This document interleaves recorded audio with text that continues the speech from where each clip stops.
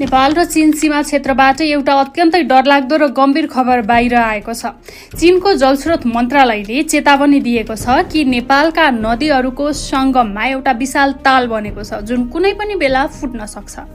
चीनिया अधिकारीहरूका अनुसार नेपालको छोछेन खोला र पुरेपु छाङपो नदीको सङ्गम नजिकै पहिरोका कारण एउटा ठूलो ब्यारियर लेक अर्थात् कृत्रिम जलाशय बनेको छ। बिहिबार बिहानसम्म मात्रै उक्त तालमा करिब 20 लाख घनमिटर पानी जम्मा भइसकेको छ र पानी तालबाट बाहिरिन समेत थालेको छ।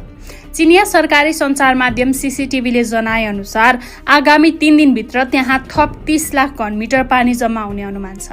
यसको सीधा अर्थ हो यो ताल कुनै पनि बेला फुट्न सक्छ र यसले अचानक भयानक बाढीको रूप लिन सक्छ। सम्भावित महाविपत्तिलाई मध्यनजर गर्दै चीनको जलस्रोत मन्त्रालयले तालको अवस्थालाई उच्च निगरानीमा राखेको छ। बाढी आएमा कस्तो क्षति हुन सक्छ भनेर सिमुलेसन र विश्लेषण भइरहेको छ भने आकस्मिक उद्धारको तयारी तीव्र पारिएको छ। अर्कोतर्फ नेपाल चीन सीमाको नेपाली भूभागबाट खसेको एउटा विनाशकारी पहिरोले दक्षिण पश्चिम चीनको तिब्बत स्थित चिलुङ बन्दरगाह क्षेत्रमा तहस-नहस मचाएको छ।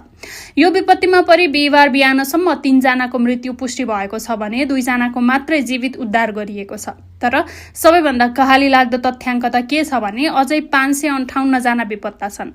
बेपत्ता हुनेहरूमध्ये 260 जना विदेशी नागरिक रहेको चिनिया पक्षले जनाएको छ। अहिले चिनिया जनमुक्ति सेना, इन्जिनियरिङ टोली र विभिन्न राहत संस्थाहरूले विमान र भारी उपकरण सहित उद्धार कार्य जारी राखेका छन्। यद्यपि कठिन भौगोलिक अवस्था, निरन्तरको वर्षा र थप प्राकृतिक विपदको जोखिमले उद्धारमा गम्भीर चुनौती थपेको छ। ताल फुट्ने उच्च जोखिम र पहिरोको निरन्तरको खतरालाई हेर्दा तल्लो तटीय क्षेत्रमा बस्ने सम्पूर्ण नागरिकहरूलाई उच्च सतर्कता अपनाउन अनुरोध गरिन्छ।